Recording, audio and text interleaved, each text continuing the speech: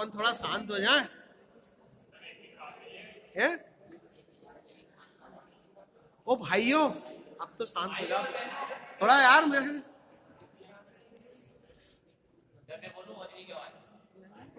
इतना ही और चलो, है ना। उस दिन वैसे शुरू करा था, पर एक दो चीज ही बता के अपन चले गए थे ना। चलो शुरू से प्रदीप्ति, है ना। प्रदीप्ति मतलब, अब यार देखो यार, अब शांत हो जाओ यार, नहीं तो कोई मतलब नहीं मेरे चीज में।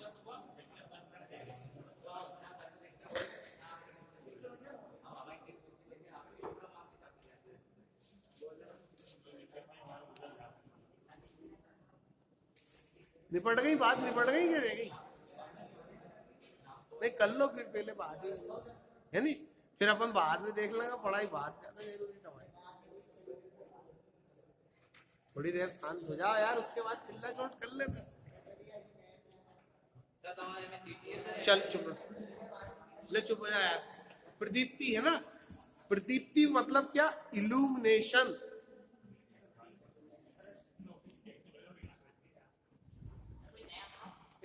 नया ही है, पूरा नया है क्या? क्या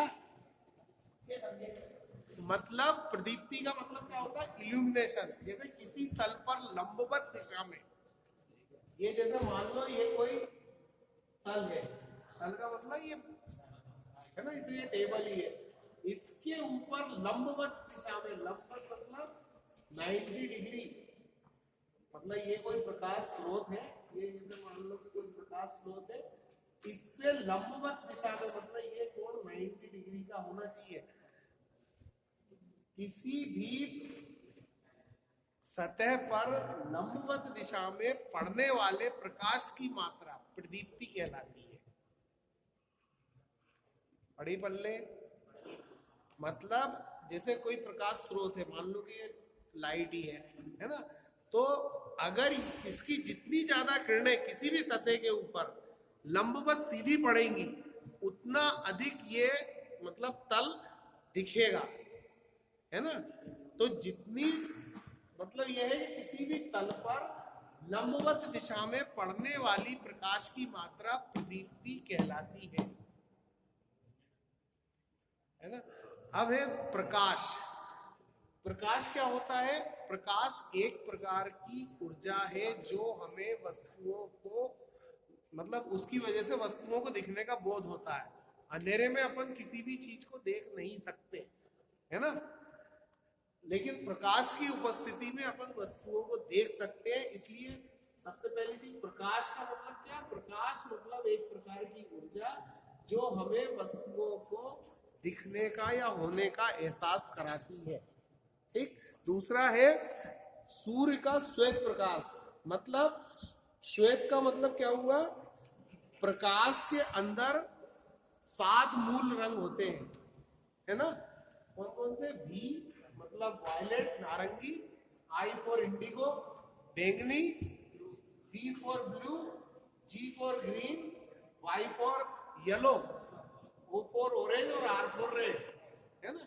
ये 7 रंग मिलके प्रकाश बनता है। मतलब जो सूर्य का सफेद प्रकाश आ रहा है, ये कोई एक सफेद कलर नहीं है इसका, इसके अंदर ये 7 प्रकार के कलर मौजूद है। इंद्रधनुष जब भी दिखता है, जब बरसात में दिखता है ना, तो उसमें अलग अलग 7 कलर दिखते हैं, क्योंकि वो उससे परावर्तित हो जाता है। ठीक। प्रकाश का स्वरूप, प्रकाश होता क्या है? प्रकाश कुछ नहीं होता, एक प्रकार का विद्युत चुंबकीय विकिरण होता है। हाँ, मतलब विद्युत चुंबकीय विकिरण मतलब इस प्रकार तरंगे होती हैं जो हम तक आती हैं, है ना। अगला है प्रकाश की गति, 3 लाख किलोमीटर पर सेकंड। 3 into 10⁸ मीटर पर सेकंड। 3 लाख किलोमीटर पर सेकंड ही तो हुआ। ये मीटर पर सेकंड बोल रहा हूं, मतलब 3 के आगे 8 जीरो, है ना। 1 2 3 4 और 4 8 मीटर प्रति सेकंड, मतलब इतना मीटर 1 सेकंड में चलता है। तो मीटर को अपन किलोमीटर में बदल लो, कितने कितने किलोमीटर हुए? 1 किलोमीटर में कितने मीटर होते हैं? 1000 होते हैं। 1000 होते थे, 3 जीरो कट जाएंगे, फिर क्या बचेगा? इकाई, ढाई, सैकड़ा, हजार, दशमलव, लाख, 3 लाख किलोमीटर पर सेकंड ये प्रकाश की गति हुई। या तो ये बोल लो या ये बोल लो, बात एक ही, मीटर में, दूसरा किलोमीटर में। दूसरा है ऊष्मीय एवं प्रकाश विकिरण। क्या होता है? जब जैसे कि विद्युत ऊष्मा, मतलब ये क्या होता है? जब किसी बल्ब है ना,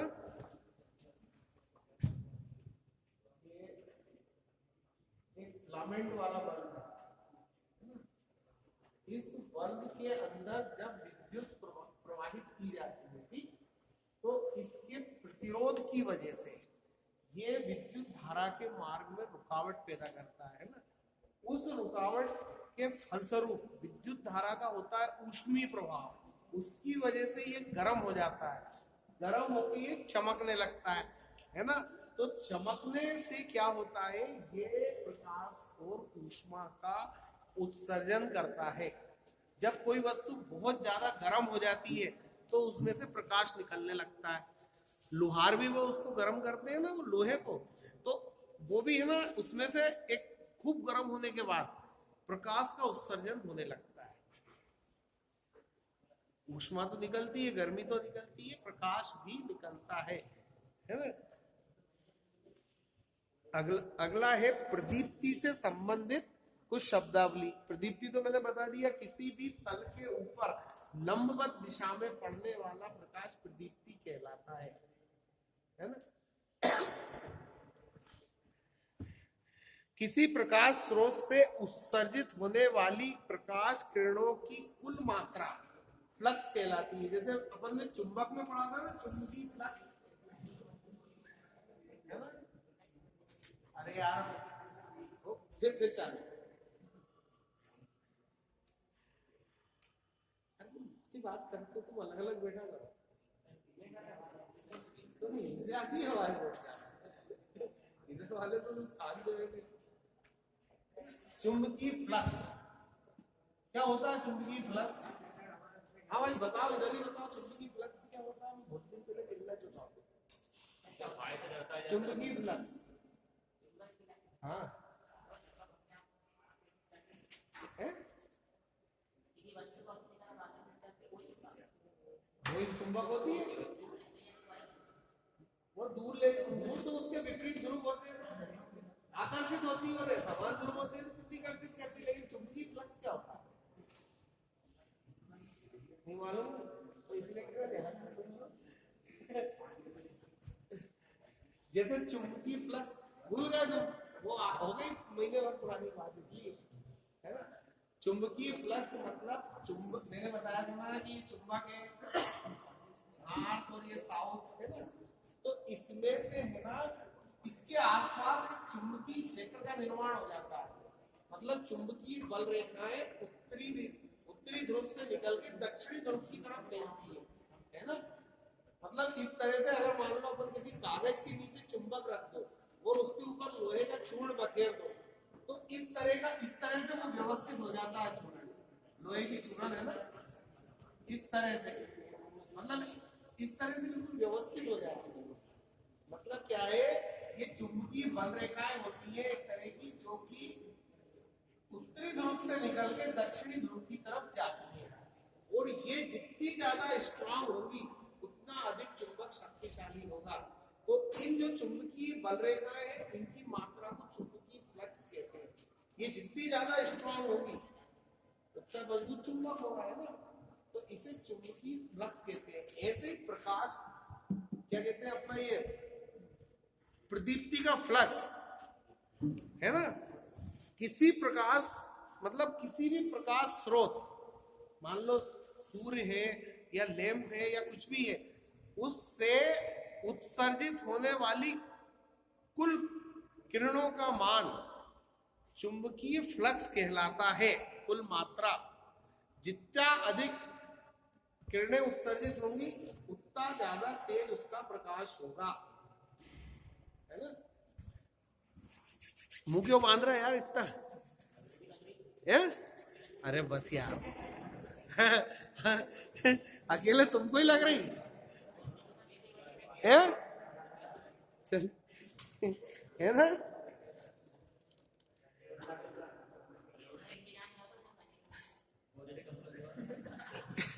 चलो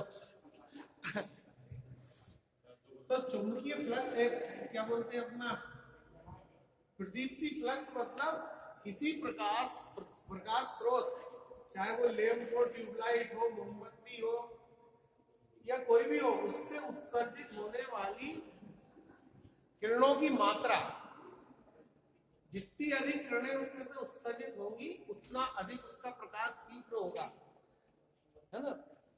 फ्लक्स दूसरा है ल्यूमेन।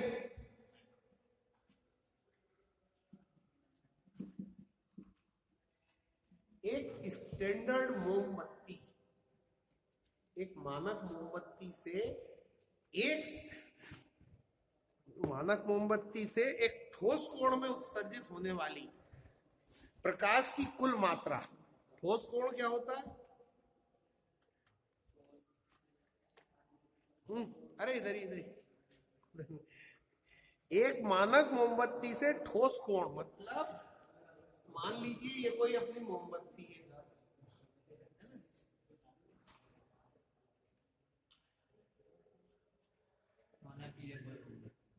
क्या है मोमबत्ती है ना, मान लो कि ये मोमबत्ती है एक, है ना। इससे एक ठोस कोण में उत्सर्जित होने वाली प्रकाश की मात्रा ल्यूमेन कहलाती है। ठोस कोण क्या होता है?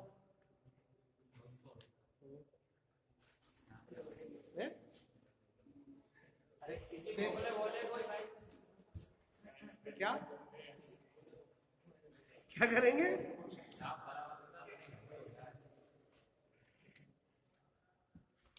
देखो मान लो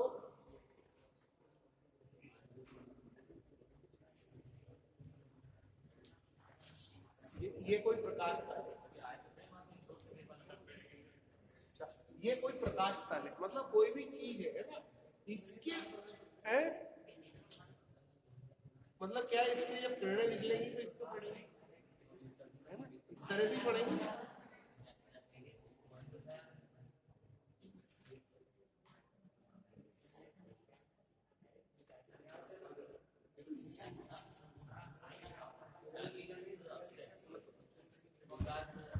ये जो होता है ना, ये ठोस कोण कहलाते हैं वास्तविक, मतलब किसी मानक मोमबत्ती से किसी ठोस कोण में निकलने वाली प्रकाश किरणें ल्यूमेन कहलाती है।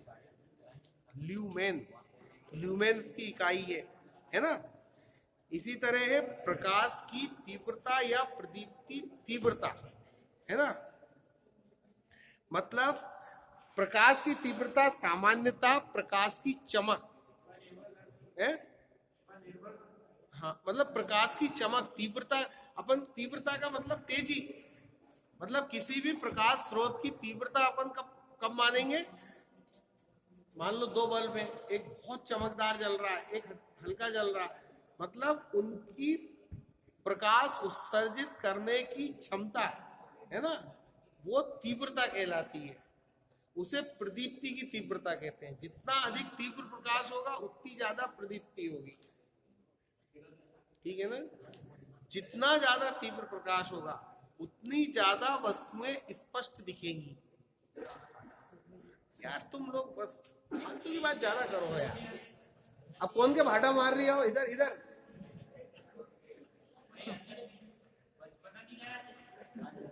अरे बेटा बहुत अखरेगी। मतलब कोई वस्तु जितनी ज्यादा चमकदार होगी उतनी ज्यादा उसकी प्रदीप्ति होगी, है ना। और प्रदीप्ति की इकाई क्या है? कैंडेला। बेटा ये सब चीजें आखिरी में आएंगी अभी। हाँ कैंडेला होता है। अरे वाह, तुम्हारी तो बात ही अलग है यार, है ना। है? देख मैं तो बेटा ये थोड़ी है ना काय की चुंबकीय फ्लक्स की वेवर।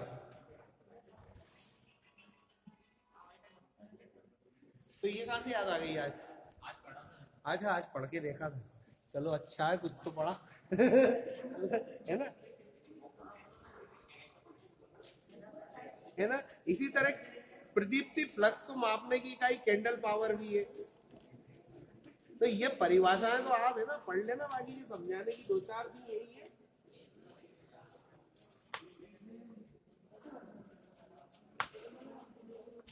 अब जैसे कि चमक, किसी वस्तु की सतह को प्रति इकाई क्षेत्रफल पर प्रदीप की तीव्रता को उसकी चमक कहते हैं। सुनो, सामान्यतः अपन क्या करते हैं, चमक से क्या समझते हैं, कोई वस्तु जितनी चमकीली है उसे चमक कहते हैं। लेकिन उसे वास्तव अगर अपन विज्ञान की भाषा में कहेंगे तो क्या बोलेंगे, कोई वस्तु चमकीली है क्यों है, किसी भी वस्तु, जैसे मान लीजिए आपकी ये कोई वस्तु है, उस पे जितनी अधिक प्रकाश की मात्रा पड़ेगी वो उतनी अधिक चमकीली होगी। चौंध ऐसे ही होता है, एक शब्द चौंध, चकाचौंध होना। हाँ वही चकाचौंध। चकाचौंध मतलब क्या, चकाचक, इतना अधिक प्रकाश हो जाना कि अपन वस्तुओं को अपनी नंगी आंखों से देखने में अपन को दिक्कत का अनुभव है ना, उसे चौंध कहते हैं। अत्यधिक तीव्रता हो जाना है ना तो ये कष्ट का अनुभव होता है, आंखें में बड़ी दर्द होने लगता है ना। तो जैसे सूर्य को सीधा देखो, नहीं देख सकते, बल्ब को तो देख सकते, सूर्य को नहीं देख सकते, तो उसे चौंध कहते हैं। हाँ, तो ये सब परिभाषा है। क्यों, अपन तेज लाइट को देखो तो भी चकाचौंध होता है, जरूरी थोड़ी कि सूर्य है ना।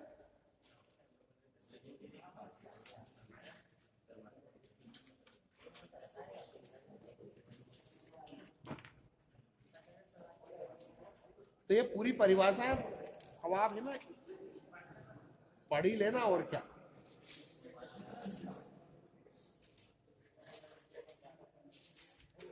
अब अपन है ना प्रदीप्ति व्यवस्था के प्रकार से शुरू करें,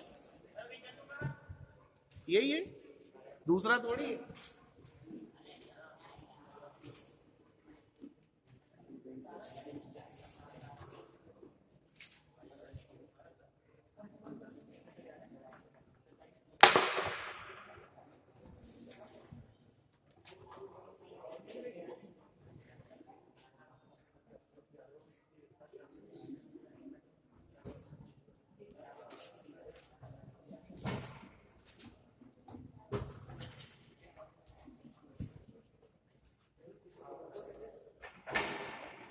किसी भी वस्तु को देखने के लिए प्रकाश की आवश्यकता होती है, ठीक, और प्रकाश की अधिकतम मात्रा वस्तु पे पड़े तभी वो वस्तु उतनी स्पष्ट दिखेगी, है ना।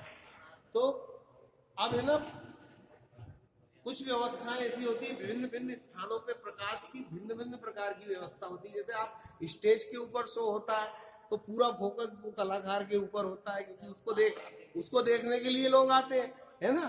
तो ऐसे ही है ना, भिन्न भिन्न जरूरतों के हिसाब से भिन्न भिन्न प्रकार की प्रदीप्ति व्यवस्था, मतलब प्रकाश पड़ने की व्यवस्था होती है। नंबर एक, प्रत्यक्ष प्रदीप्ति व्यवस्था। प्रत्यक्ष प्रदीप्ति व्यवस्था मतलब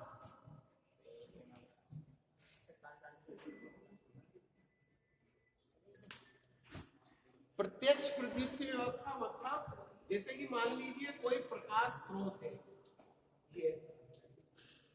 ये मान लीजिए ये कोई बल्ब ही है, ठीक, ये बल्ब, और ये कोई ऐसी जगह है यहाँ पे अपन को प्रकाश की जरूरत, कोई वस्तु, तो इसके ऊपर सीधी पड़ने वाली व्यवस्था, मतलब किसी भी तल पे किसी भी प्रकाश स्रोत से सीधी पड़ने पर प्रत्यक्ष प्रदीप्ति व्यवस्था कहते हैं। प्रत्यक्ष प्रदीप्ति व्यवस्था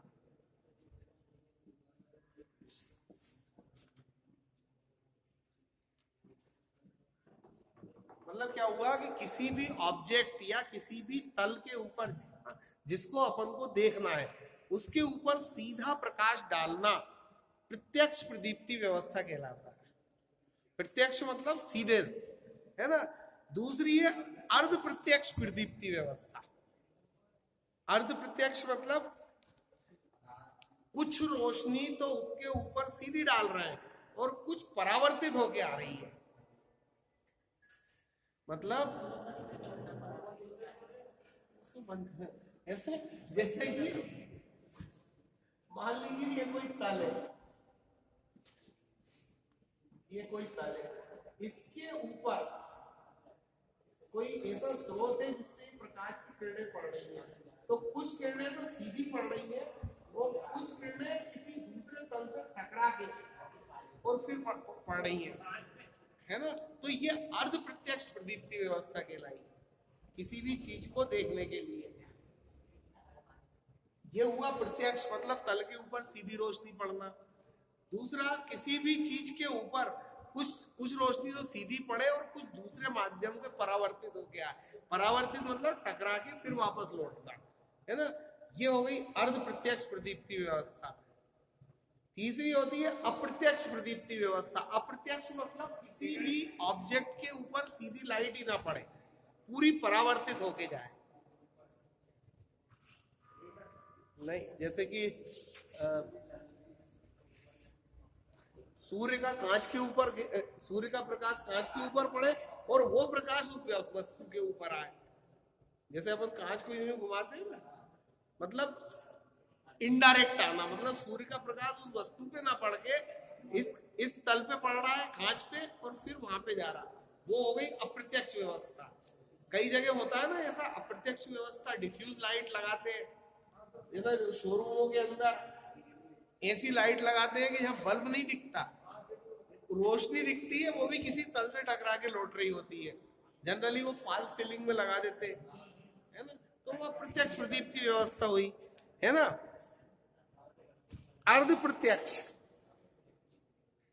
अर्ध प्रत्यक्ष मतलब कुछ प्रत्यक्ष है कुछ ये क्या है, इस विधि में बल्ब के नीचे की ओर लगाए गए पारदर्शी अर्थात परावर्तक के ऊपर घिसे कांच का ढक्कन प्रयोग किया जाता है।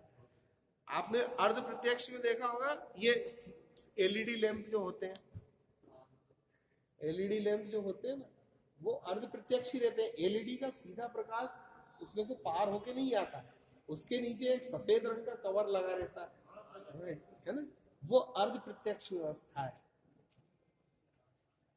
अगला है सामान्य प्रदीप्ति व्यवस्था। सामान्य प्रदीप्ति व्यवस्था क्या है, सीधी जो सामान्य अपन बल्ब लगाते हैं वो सामान्य प्रदीप्ति व्यवस्था है।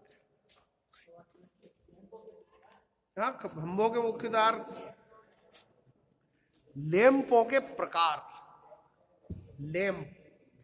लैंप मतलब प्रकाश उत्सर्जित, प्रकाश प्रदान करने वाले लैंप।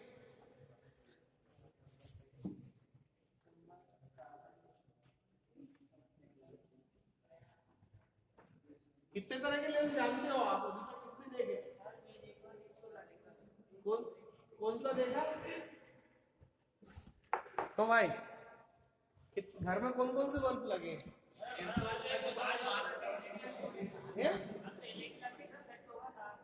क्यों, ट्यूबलाइट भी लगी होगी, एलईडी भी लगे होंगे, वो भी लगे होंगे 10 रुपए वाले।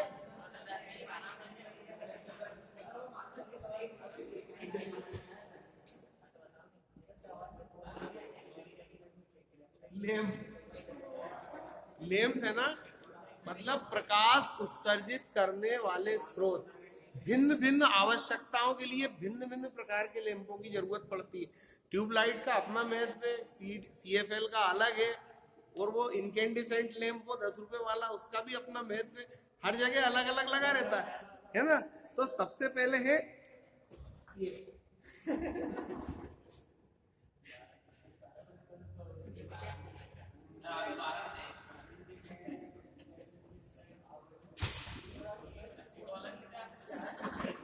ये इनकेंडिसेंट लैंप, मतलब ऐसा लैंप जिसमें प्रकाश तंतु गर्म होके सीधा प्रकाश देता है, जो अपना बल्ब होता है सामान्य बल्ब कांच वाला, है ना।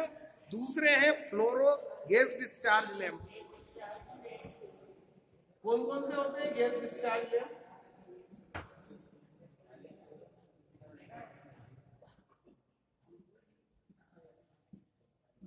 Gas discharge lamp, gas discharge lamp में सड़कों के किनारे आपने देखे होंगे पीले और सफेद बल्ब लगे रहते हैं। एक बल्ब लगा रहता है वो सफेद प्रकाश देता है, और एक होता है वो पीला देता है। तो पीला वाला होता है सोडियम वेपर लैंप, और जो सफेद देता है वो होता है मरकरी वेपर लैंप। क्या उसके अंदर क्या होता है, वो डायरेक्ट प्रकाश नहीं देता, उसके अंदर एक ट्यूब होती है, जैसे ये ट्यूब लाइट है ना, उसके अंदर प्रकाश एनोड और कैथोड एक पॉजिटिव मतलब सिरे रहते हैं, उसके अंदर सोडियम की वेपर भरी रहती है, वाष्प, सोडियम की वाष्प। तो क्या होता है, जब उसमें विद्युत प्रवाहित की जाती है तो सोडियम की वाष्प आयनीकृत होके पीला प्रकाश उत्पन्न करती है, और अगर उसमें मरकरी मतलब पारे की भाप भर दी जाए तो वो सफेद प्रकाश उत्सर्जित करती है।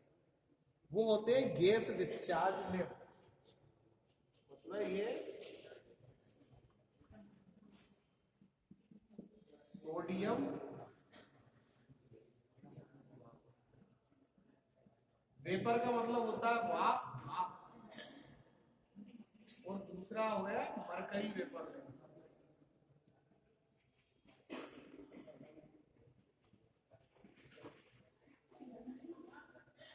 यहाँ उच्च प्रदीप्ति मतलब बहुत ज्यादा प्रदीप्ति की जरूरत होती है ना, वहां पे इनका उपयोग किया जाता है। जनरली सड़कों पे या फिर खेल के ग्राउंड में, यहाँ पे मतलब है ना चीजों को स्पष्ट देखने के लिए सोडियम और मरकरी वेपर लैंप। तीसरा है neon sign lamp. Neon sign lamp आपने देखे, दुकानों के ऊपर रंग बिरंगे से नलियों में नाम लिखा रहता है, सजावट हैंडलूम फलाना जनरल स्टोर लिखा रहता है ना, ऐसे जनरल लिखा रहता है ना सजावट, है ना। तो इसमें क्या है, ये एक नलियां होती है, ये हरे रंग की है, ये नीले रंग की है, पीले रंग की। क्या बल्ब नहीं लगाते? जैसे ये ट्यूबलाइट होती है ना,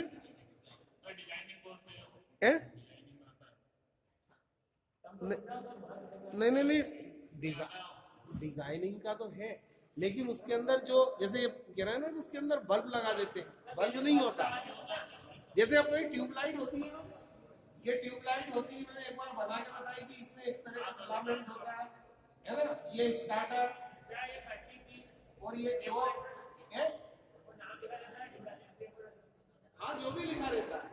तो वो रंग बिरंगी नलियां रहती है ना उसकी, तो वो इस टाइप के ट्यूब, जैसे ये आपकी ट्यूबलाइट तो सीधी है, उनको मोड़ तोड़ के बनाया जाता है, और उसके अंदर अलग अलग कलर की रोशनी निकालने के लिए, जैसे इसके अंदर तो इसके अंदर पारे की वाष्प भरी है, इसको मरकरी वेपर है, सफेद लाइट दे रही है। उसमें जैसे अलग अलग नियोन, आर्गन, क्रिप्टॉन, जीनोन, ये अक्रिय गैसें हैं, है ना, ये अक्रिय गैसें हैं, ये लैंप में यही भरी जाती है। इसमें अपन सामान्य हवा नहीं भर सकते। क्यों नहीं भर सकते बल्ब के अंदर सामान्य हवा? तो भाई क्यों फट जा रहे? मतलब उसको सामान्य हवा से क्या दिक्कत है?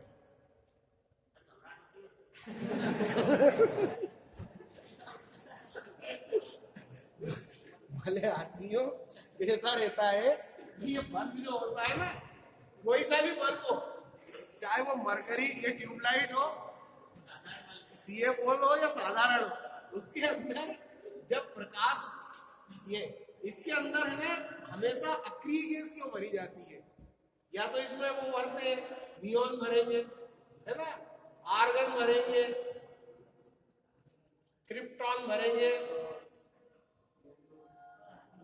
क्रिप्टॉन, जीनोन, इस तरह की अक्रिय गैसें होती है ना। मेंडलीव की आवर्त सारणी में एक सारणी में पूरी अक्रिय गैसें हैं जो किसी से कोई क्रिया नहीं करती। नाइट्रोजन भी अक्रिय गैस है। नाइट्रोजन तो सक्रिय गैस है। नाइट्रोजन ये अक्रिय गैसें क्यों भरते हैं? क्या होता है जब बल्ब के अंदर, आपको मालूम है सामान्य हवा के अंदर ऑक्सीजन होती है ना, 21% ऑक्सीजन है सामान्य हवा में, 23%। तो क्या होता है कि वस्तुओं को जलाने में ऑक्सीजन मदद करती है ना।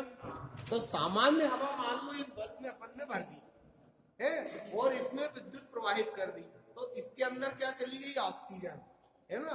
तो वो इस तंतु को जल्दी निपटा देगी, मतलब जला देगी, है ना। और अगर इसमें अक्रिय गैस भर देंगे, तो वो कोई क्रिया नहीं करेगी। गैस भरना भी जरूरी है, क्योंकि बाहर तो वायुमंडल में हवा है ना, और इसके अंदर इसको निर्वात नहीं छोड़ सकते।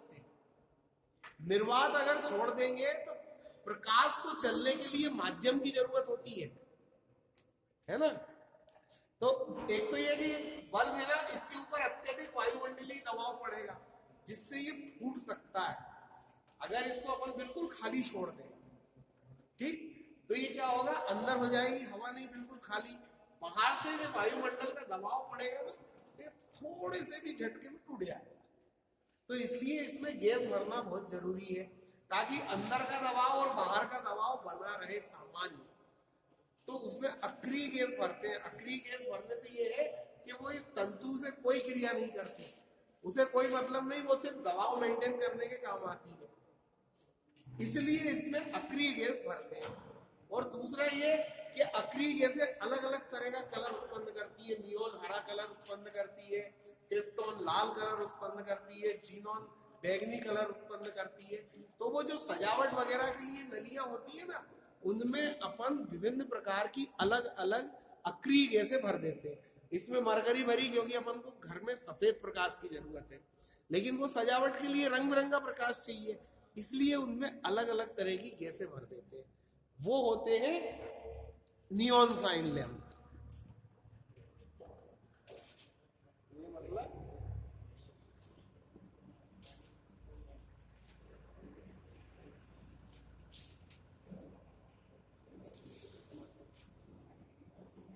जो अपना इलेक्ट्रिक का टेस्टर होता है ना, बिजली टेस्ट करने वाला, उसमें भी नियॉन गैस भरी रहती है, वो हरा कलर उत्पन्न करती है। उसमें भी नियॉन गैस ही भरी रहती है, उसको नियॉन टेस्टर ही बोलते हैं। उसका सही नाम नियॉन इलेक्ट्रिक टेस्टर है। नियॉन फेस टेस्टर बोलते हैं उसको, लेकिन नियॉन फेस टेस्टर बोलते हैं उसको, क्योंकि उसके अंदर नियॉन गैस भरी जाती है। अक्रिय गैस के रूप में उसमें नियॉन भरी रहती है। ठीक, अगला लैंप है अपना carbon arc lamp. Carbon arc lamp मतलब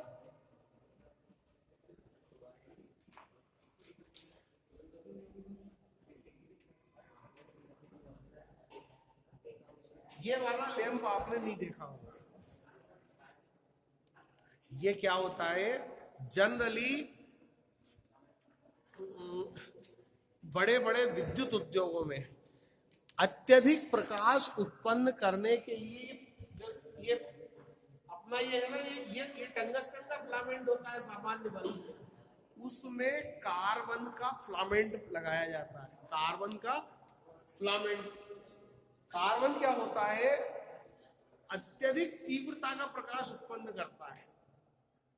ये इसकी तीव्रता कम होती है, प्रदीप्ति कम होती है, लेकिन कार्बन जो होता है वो अत्यधिक टेम्परेचर पे गर्म होता है एक तो, लेकिन गर्म होने के बाद बहुत ज्यादा प्रकाश उत्पन्न करता है। जैसे आपने कोयला देखा होगा, पत्थर वाला कोयला गर्म कर लो तो बहुत चमक उत्पन्न करता है, वो भी कार्बन का ही एक प्रतिरूप है। इसीलिए है ना, कार्बन फिलामेंट लैंप वहां लगाए जाते हैं, यहाँ पे बहुत ही तीव्र प्रकाश की जरूरत पड़ती है। सामान्यतः घरों और अपने आसपास इनका उपयोग नहीं होता, उद्योगों में लगाए जाते हैं। या फोटो, आपने वो फिर वो पहले फोटो स्टूडियो होते थे, रोल से फोटो बनाते थे, रील से खींचते थे, तो वहां पे है ना उनकी प्रोसेसर में लगा रहता था कार्बन फिलामेंट लैंप। छोटा सा लैंप होता था, बड़े भी होते हैं साइज के हिसाब से, तो यहाँ पे बहुत ज्यादा तीव्रता का प्रकाश चाहिए, वहां पे इनका उपयोग किया जाता है, हैं? अब तो वो चलते नहीं, अब तो वैसे ही निकल जाता है डिजिटल, है ना। अगला है अन्य महत्वपूर्ण लैंप, जैसे हेलोजन लैंप। क्या हुआ? पहला है हेलोजन, ये क्या होता है?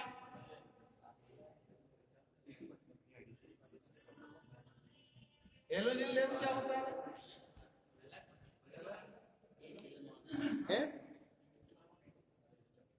हेलोजन से आप क्या समझे? हेलोजन में अधिक तापमान होता है, और ये हम प्याज देखें, प्याज को बरसात लगा कहीं करे, प्याज के जालों में क्यों लगाते हैं?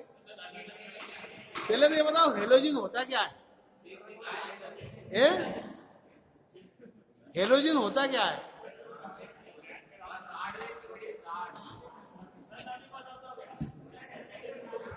क्या होता है?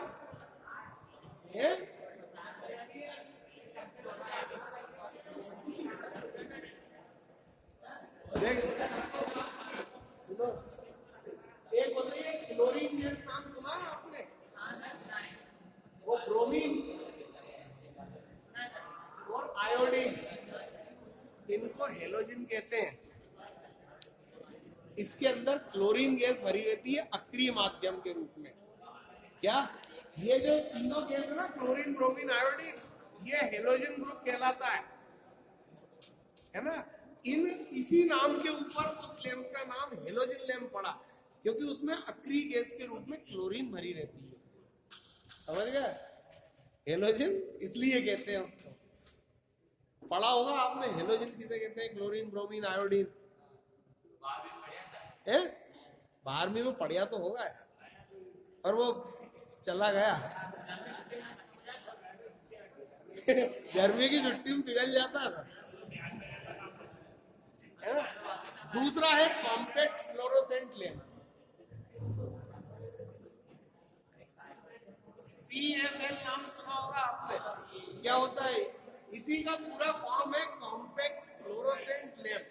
मतलब ये फ्लोरोसेंट लैंप तो है, लेकिन रिपेयरेबल नहीं है, कॉम्पैक्ट प्रकार का है। जैसे ये भी फ्लोरोसेंट लैंप है। ट्यूब लाइट को भी अपन फ्लोरोसेंट लैंप कहते हैं, क्योंकि इसके अंदर जो पदार्थ भरा हुआ है ना, उसके कांच की दीवारों पे लपेटा हुआ है, वो फ्लोरोसेंट प्रकार का है। एलईडी अलग चीज है, वो इलेक्ट्रॉनिक डिवाइस है, वो लैंप है ना। ये CFL जो होता है ना, ये भी एक प्रकार की ट्यूब लाइट है। इसमें भी इसी तरह ट्यूब लाइट की तरह 2 पॉइंट होते हैं, लेकिन मुड़ी तुड़ी अवस्था, है ना। तो ये CFL कहलाता है। अगला है सोलर लैंप। सोलर लैंप मतलब जो सूर्य से रोशनी ग्रहण करे और फिर प्रकाश उत्सर्जित करे। सड़कों के ऊपर आपने देखा होगा, रात को वो नीचे वो ठुके रहते हैं ना, वो यूं ही चमकते हैं, वो सोलर लैंप भी होते हैं। मतलब दिन में प्रकाश की, सूरज की रोशनी से वो होते हैं चार्ज, और रात को चमकते हैं। वो किसी बिजली से नहीं चमकते। तो क्या रहे नहीं वो चौकोर चौकोर और लाल पीला जले, तो वो कोई उनमें तार मार थोड़ी होया करे, सूरज से ही जलते हैं। अब तो वो अब आ गई समझ में यार, ये जले कैसे? वो है ना, सोलर लाइट से चार्ज होते हैं और रात को अपना काम दिखाते हैं। हालांकि वो दिन में भी चमकते हैं, लेकिन दिन में सूर्य की रोशनी इतनी तेज होती है कि अपन को एहसास ही नहीं होता कि ऐसी कोई लगी।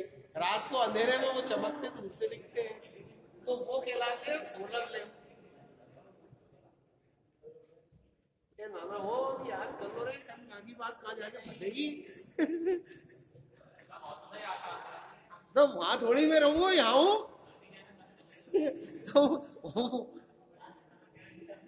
अगला है LED लैंप। अरे करते हो यार, तुम तो यार भाई नहीं एडमिशन के टाइम पे इतने लोगों को बताओ एडमिशन टाइम पे मैं हूं, तो एक का भी फार्म भरा हो मेरे को। मैं बेटा आष्टा में था जब एडमिशन खत्म हो गया, जब आया तो एक दिन देखने में ही एडमिशन ले लिया। नहीं, मैंने तो आज टाइम में था एडमिशन और परीक्षा टाइम। चलो, और एक है, फोटो भी नहीं है हमारा तो यार।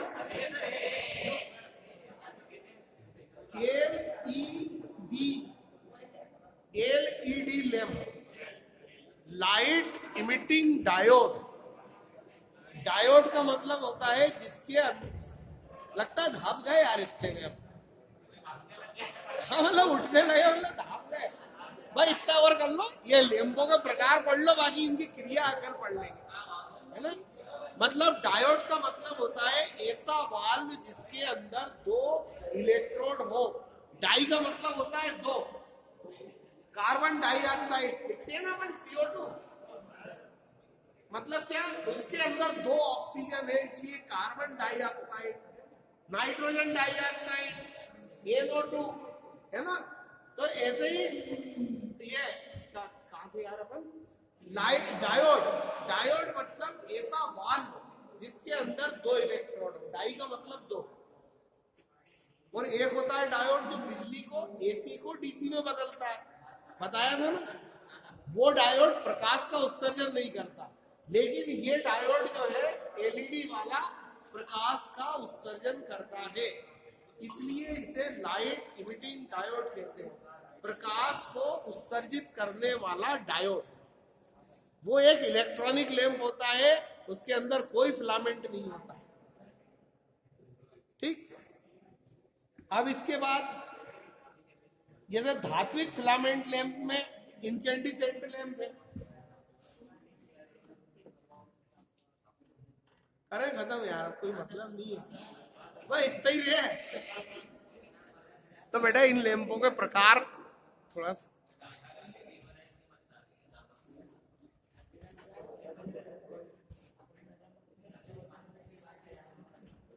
तो दादा मेरा फोटो देख के एडमिशन क्यों ले लिया यार तुमने, क्यों? अरे ऐसा तो कहीं लिखा है ना फोटो पे?